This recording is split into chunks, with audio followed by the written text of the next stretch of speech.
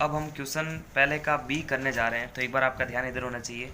ये बहुत ही सिंपल है, लेकिन यहाँ पर मैं आपको एक रूल्स बता दूँ कि कभी भी आप चक्रवर्ती ब्याज या फिर कुल राशि ज्ञात कर रहे हैं तो हमेशा ध्यान रखिएगा जो वर्ष है अगर सिंपल रूप में दिया गया है।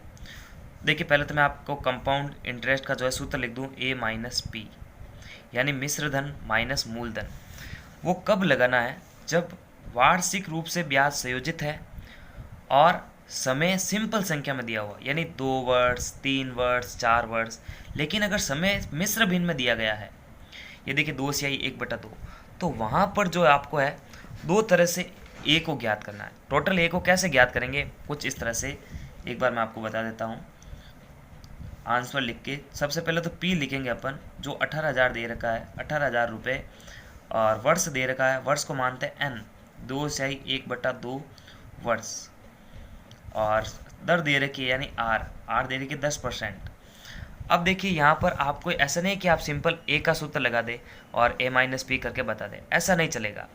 आपको कभी भी वर्ष जो है यानी समय अगर मिश्र भिन्न में दिया गया है तो आप इसको कैसे ज्ञात करेंगे? आप इसको देखो ऐसे लिखेंगे, 2 + 1/2 वर्ष, इसको ऐसे लिख सकते हैं, ठीक है। अब आपको करना क्या है, इस 2 से पहले 2 वर्ष की अवधि के लिए आपको ए ज्ञात करना है। फिर जो ए ज्ञात होगा उसी ए को मूलधन मानकर इस समय का यूज करके आपको सिंपल इंटरेस्ट का सूत्र लगाना है, और फिर जो सिंपल इंटरेस्ट आएगा उसको इस वर्ष के द्वारा निकाले गए ए में जोड़ना है, फिर हमारे को ये ए मिलेगा। तो अब की बार ए प्लस एस आई ये जुड़कर बनेगी कुल राशि। इसको कुल राशि बोलते हैं, जो मिश्र धन होती है वो कुल राशि होती है। तो सबसे पहले अपन लिखेंगे सिंपल ये साई के रूप में देने पर, तो हम यहाँ पर लिखेंगे पहले यानी ये पहले 2 वर्ष है, फिर आधा वर्ष और है, तो पहले 2 वर्ष के लिए सबसे पहले ए का सूत्र लगाना आपको, ठीक है, यानी मिश्र धन।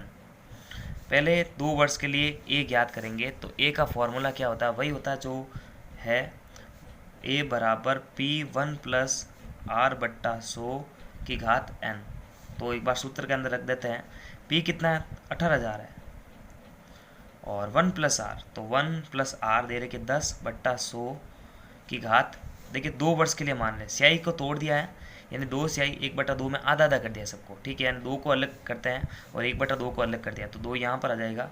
अब इसको सॉल्व करते हैं, 18,000 कोष्टक 100 को इससे करेंगे तो 100, और इसको 1 को इससे करते हैं तो 10/100⁵2।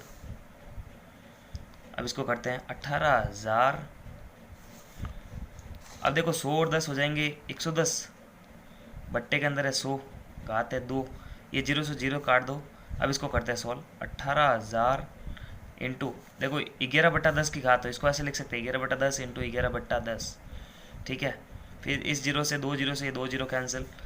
अब 180 इंटू 11 का घन, 11 का जो वर्ग होता है वो क्या होता है? 11, यानी 11 को 11 से गुणा करेंगे 121 आएगा, और जब आप 121 को 180 से गुणा करेंगे तो क्या आएगा? 21,780, यानी 21,780 रुपये, ठीक है।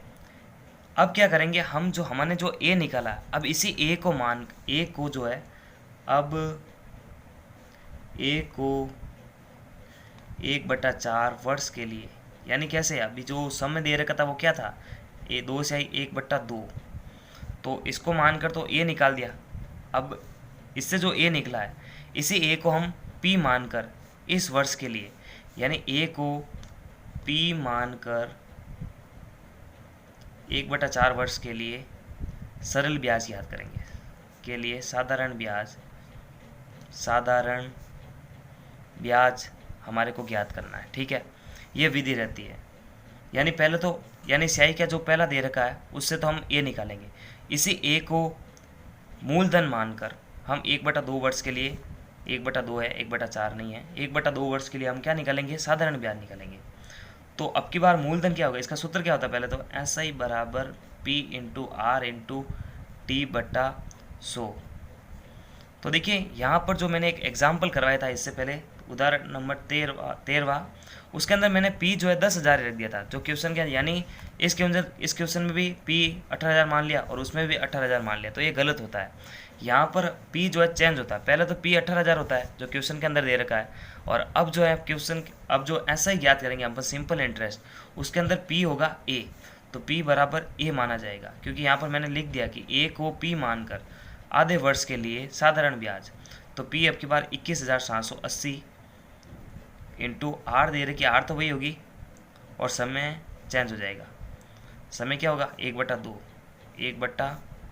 इंटू नीचे 100 है, तो इस जीरो से इस जीरो कैंसिल, ये जीरो से इस जीरो कैंसिल, तो 21/78/2, जब आप इसका इसमें भाग देंगे तो 1,089 आंसर आएगा, 1,089 रुपये। ठीक है,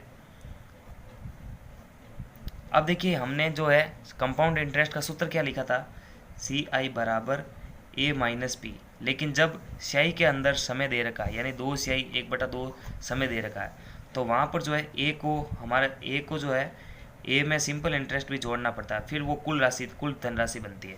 तो कुल धनराशि तो ये हो जाएगी जो प्रश्न के अंदर ज्ञात भी करने को बोल रहा है, तो कुल धनराशि इसका और इसका योग है। ठीक है, यानी कुल धनराशि जो